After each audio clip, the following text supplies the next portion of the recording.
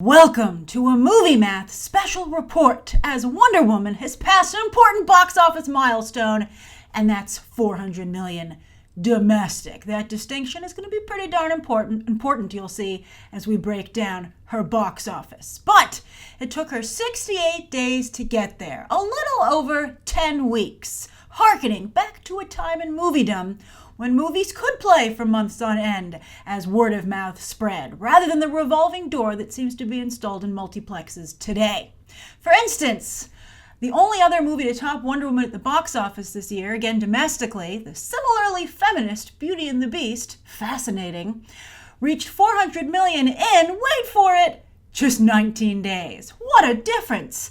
And in 73 days, in fact, the movie's still playing in some theaters, but that's how fast it got to 500 million. Quite the milestone for that movie as well. But Wonder Woman, because she's the superheroine, that's why she gets her own video. Beauty and the Beast, I think everybody expected that to join the $1 billion club, but there were a lot of things working against Wonder Woman. Now, speaking of the new wave of feminism that both Wonder Woman and Beauty and the Beast qualify, or I guess you could say represent, Wonder Woman has now caught up to Frozen domestically, another movie that you could add to that group. And Wonder Woman would likely be joining Elsa, Anna, and Belle in the $1 billion club, if not for its softer foreign box office numbers. Oh, why is that? Is it the World War I setting?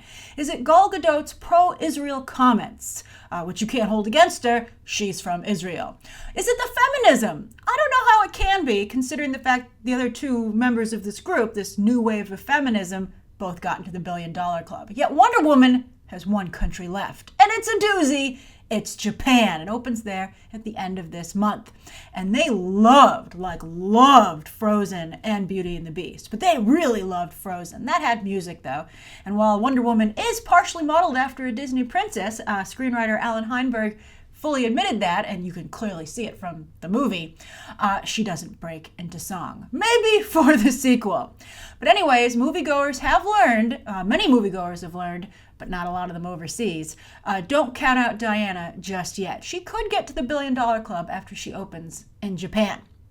Right now, though, Wonder Woman is the 5th highest grossing film of the year globally, but it has the highest percentage of her box office as domestic, which is very interesting, particularly when you think about how Hollywood is having a hard time convincing Americans, of all people, to go to the movies. Now, Warner Brothers, they take care of their own. The studio is almost infamous for its loyalty, from Zack Snyder to Ben Affleck to J.K. Rowling, who got an insane Wizarding World deal.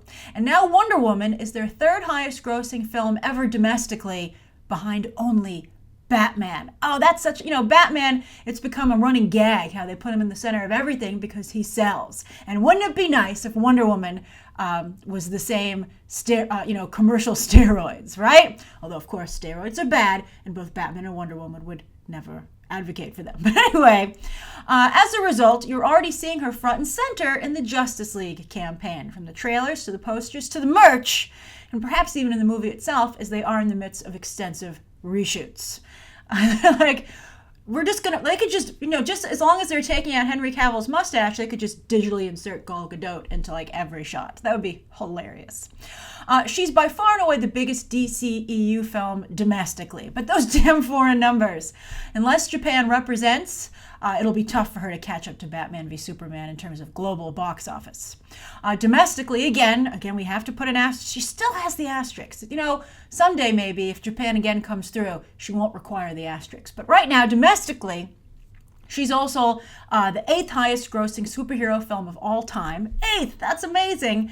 And then also she's surpassing Frozen to become number 26 domestically of all films ever, any single possible film, not accounting for inflation. But as we've discussed before, if you were to factor in inflation, nobody would ever be able to beat Gone with the Wind, Sound of Music, etc. And it would be really depressing for everybody. All right, so anyway, and the recent theory that origin movies are played out has just been proven wrong, as Wonder Woman will likely also pass Spider-Man, the only one left standing, the first one, to become the highest grossing superhero origin movie of all time. Fantastic!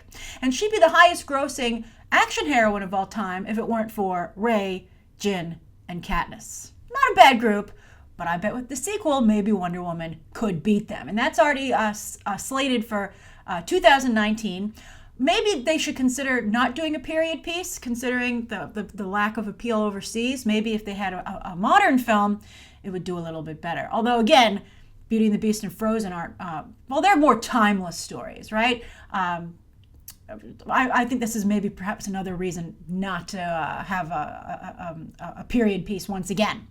But now, while Gal Gadot's dance card is clear, but don't worry, Warner Brothers, again, will take care of her. Patty Jenkins seems to be holding out for who knows what. So we'll see exactly how the sequel ends up coming together. Because as we've discussed already, Comic-Con is come and gone, and that was supposed to be the big announcement. But anyway, with Wonder Woman posting these big numbers, the next hurdle for this kind of movie is for it to launch careers, right? I mean, you can see we have Ray, Jin, Katniss, right? We have some other female directors doing really nice big stuff like Catherine Bigelow, Ava DuVernay. But where are the careers for the women in front of and behind the camera? No woman has been able to do that so far. I would love to see Patty Jenkins change that, and I hope that she can. So far, it's not looking so good, but I hope that we're all pleasantly surprised. Now, as for Gal Gadot, if she ends up being the DCEU's Robert Downey Jr., well, that would be an accomplishment all on its own. So what do you think of what Wonder Woman has accomplished so far? And what do you think this means for the character, the talent involved, and women in film in general, in front of the camera, behind the camera, and in the audience? Plus, all the men who've obviously also supported this movie. And on that note, congrats to Chris Pine, Jeff Johns, and Alan Heinberg. This is your accomplishment too. So please leave your comments down below, not only about what we just went over, but also what you think they should maybe do for the sequel so that they can bolster these numbers even more, particularly overseas. A lot of you guys watch this show from overseas. What do you think kept Wonder Woman from connecting in your neck of the woods, or at your box office more specifically? Leave those comments down below, and I'll be picking one from a BTT subscriber. You have to be a BTT subscriber to qualify to win Beyond the Trailers Movie a Day giveaway, sponsored by Broadband TV, which is going on now through August 23rd. And that's where every weekday I go through the comments on the new videos and I pick one from a BTT subscriber to get that $30 AMC gift card. Have fun talking about this down below. And of course, as always, you can check out some more videos right now.